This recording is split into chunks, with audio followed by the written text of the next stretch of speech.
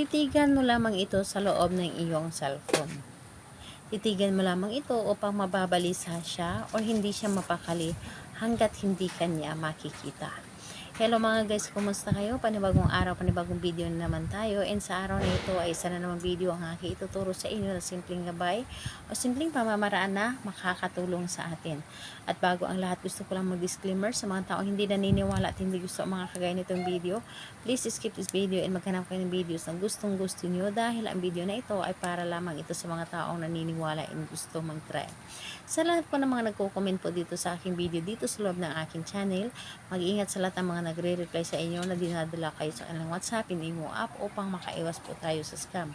Ngayon po, ituturo ko sa inyo paano siya mababalisa o hindi mo pakali hanggat hindi kanya makikita.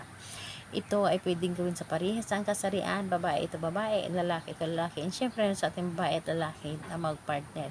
And dito pwede mo itong gawin kahit na kayo ay magkalapit at magka-LDR o mga ilang minuto or ilang oras lang kayong hindi magkikita. Gawin ninyo ito, talagang mababalisa siya dahil gusto niya na lagi kanya makikita or lagi kanya makakasama. Yung tipong walang makapagpasaya sa kanya kundi ikaw lamang. Tulad sa akin, yung partner ko ay hindi naman sa pagmamayabang, yung partner ko ay sobrang blessed ako dahil hindi siya magiging masaya na pumunta sa mga party-party or pumunta or makasama yung mga kaibigan niya dahil mas gusto niya nakasama kami ng kanyang mga anak.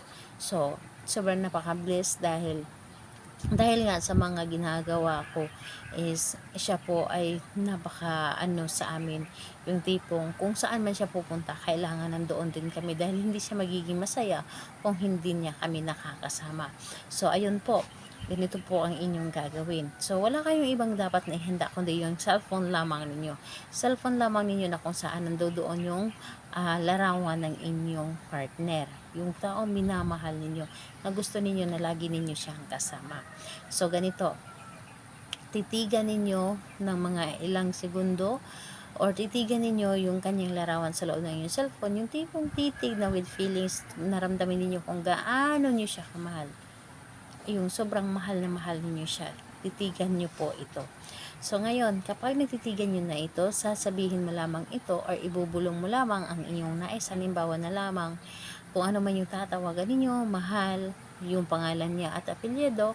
Sobrang mahal na mahal kita, ikaw lang ang nasa puso ko, ako lang ang mamahalin mo, hindi ka magiging masaya kung hindi mo ako makakasama, hindi mo ako makakausap, at mababalisa ka kung hindi mo ako makikita. So yun po ang inyong sasabihin.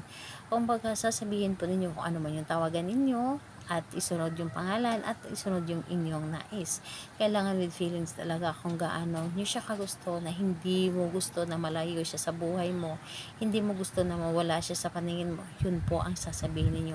Yung tipong positive lamang lahat ang sasabihin ninyo at iwasan ninyo na makasabi kayo na negative. Dapat po positive lahat para magiging masaya naman ang relasyon ninyo.